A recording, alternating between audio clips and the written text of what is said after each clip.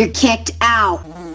Never Trump activist J.D. Vance calling Trump our Hitler. I go back and forth between thinking Trump is a cynical a-hole like Nixon or that he's America's Hitler. They're poisoning the blood of our country. That's what they've done. They poison. But all over the world, they're coming into our country from Africa, from Asia, all over the world. They're pouring into our country. Donald Trump is using language that Hitler had also used in Mein Kampf and in many of his speeches. Let's show an example of Harris doing exactly what McConnell and Johnson are taking issue with. She's a Marxist, communist, fascist, socialist. We pledge to you that we will root out the communists, Marxists, fascists, and the radical left thugs that live like vermin within the confines of our country, that lie and steal and cheat on elections and will do anything possible. They'll do anything, whether legally or illegally, to destroy America and to destroy the American dream. So, look, all I want to do is this. I just want to find 11,780 votes. It certainly falls into the general definition of fascist, for sure. Retired Marine General John Kelly, Trump's longest-serving chief of staff, calling Donald Trump a fascist, which offended the Republican leaders. Somebody's got to explain this to him. This is a radical left, Marxist, communist, fascist. Johnson and McConnell are very upset that Kamala Harris called Donald Trump a fascist. Please roll the clip. We have a fascist person running who's incompetent. We're a dumping ground. We're like a garbage can for the world. We're like a garbage can. I thought a bit of the shining city upon a hill. In my mind, it was a tall, proud city built on rocks stronger than oceans, windswept, God-blessed, and teeming with people of all kinds living in harmony and peace. A city with pretty ports that hummed with commerce and creativity. And if there had to be city walls, the walls had doors, and the doors were open to anyone with the will and the heart to get here. People he calls, quote, the enemy from within. America, this is not a candidate for president who is thinking about how to make your life better.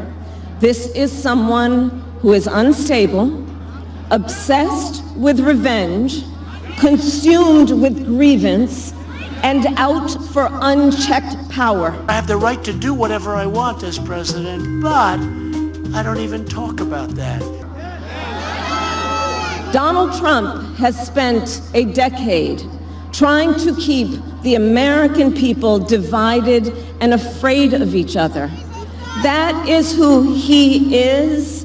But America, I am here tonight to say that is not who we are. That is not who we are.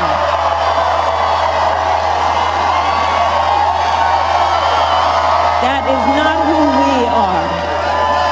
You see, what Donald Trump has never understood is that e pluribus unum, out of many, one, isn't just a phrase on a dollar bill.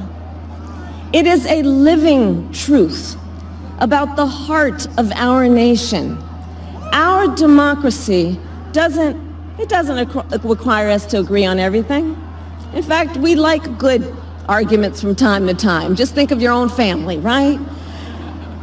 It's not the American way to not have disagreements. We don't shy away from robust debate. In fact, we like a good debate, don't we? We like a good debate.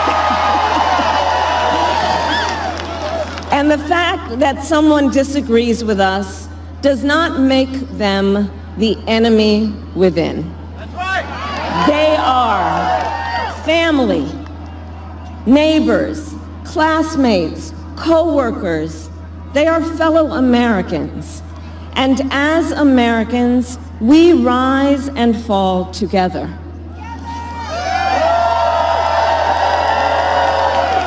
America, for too long, we have been consumed with too much division, chaos, and mutual distrust.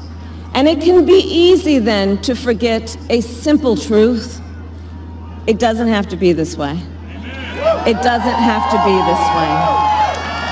It is time to stop pointing fingers. We have to stop pointing fingers and start locking arms. It is time to turn the page on the drama and the conflict, the fear and division.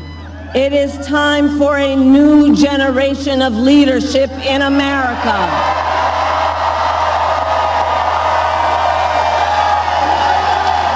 And I am ready to offer that leadership as the next President of the United States of America.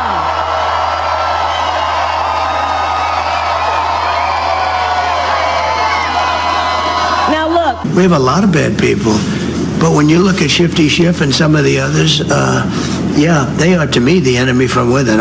I think the bigger problem is the enemy from within, not even the people that have come in and destroying our country. By the way, totally destroying our country. The towns, the villages, they're being inundated. But I don't think they're the problem in terms of election day. I think the bigger problem are the people from within. We have some very bad people. We have some sick people, radical left lunatics. And I think they're and it should be very easily handled by... Trump intends to use the United States military against American citizens who simply disagree with him. If necessary, by National Guard, or if really necessary, by the military. We have two enemies. We have the outside enemy, and then we have the enemy from within. And the enemy from within, in my opinion, is more dangerous than China, Russia, and all these countries. He actually said this multiple times, including twice last week. I think the bigger problem are the people from within. Trump then reiterated his comment. It is the enemy from within, and they're very dangerous. So, yes, Trump has talked about using the military against Americans he called the enemy from within. You said when someone is president of the United States, their authority is total. That is not true. Okay, you know what we're going to do? We're going to write up papers on this. It allows me to do whatever I want. I could have done anything I wanted. I don't even bring it up. Absolutely, I have Article 2. It gives me all of these rights at a level that nobody has ever seen before. We don't even talk about Article 2. So, no, I'm not above the law. I never want anybody to be above the law.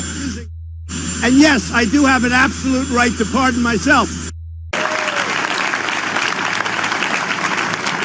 I'm deeply honored to have worn the cloth of this nation for 43 and a half years. And I'm humbled to have served as the 20th chairman of the Joint Chiefs of Staff. But today is not about anyone up here on this stage. It's not about the President, the Secretary of Defense, me, CQ. It's not about us. It's about something much larger than all of us. It's about our democracy. It's about our republic.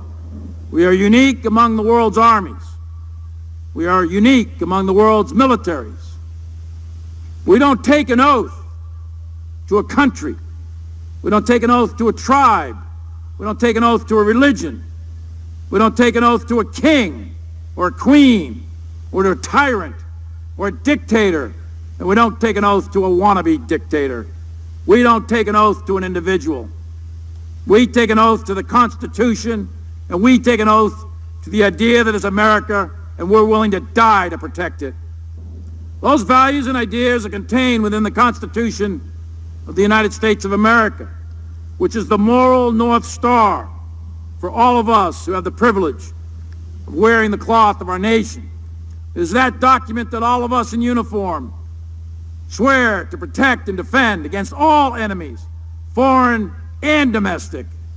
Those who sacrificed themselves on the altar of freedom in the last 2.5 centuries of this country must not have done so in vain. The millions wounded in our nation's wars did not sacrifice their limbs and shed their blood to see this great experiment in democracy perish from this earth. No, we the American people, we the American military, must never turn our back on those that came before us. And we will never turn our back on the Constitution. That is our North Star. That is who we are, and that is why we fight. Thank you, and may God bless our military, and may God bless the United States of America.